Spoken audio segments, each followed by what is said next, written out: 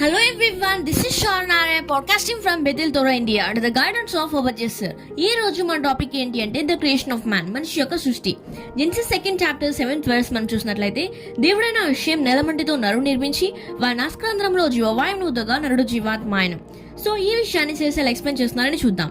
ఈ సృష్టిలో హషేం చేసిన ప్రతిదీ చూసినప్పుడు అది రెండు విషయాలను గుర్తుండి ఉంటుంది. Either the events or the earth, పర సంబంధమైనది కానీ లేదా భూ సంబంధమైనది కానీ అయి ఉంటుంది. ఆదియందు దేవుడు భూమి ఆకాశం సృష్టించను. హషేం భూమి ఆకాశం సృష్టించిన తర్వాత సెకండ్ డే హెవెన్స్, స్వర్గానికి సంబంధించిన చేయడం జరిగింది, అదే విశాలం.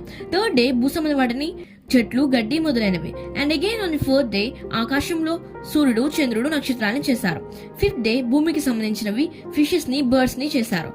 సో ఇలా హషేం ఈ ని బ్యాలెన్స్ చేస్తూ పరసంబంధం వాటిని, భూ సంబంధం వాటిని చేయడం జరిగింది. సో నా what happened on 6th day? 6వ రోజు ఏమైంది? 6వ రోజు సృష్టితో ఈ సృష్టి బ్యాలెన్స్ తప్పిందా? Stay tune for next part.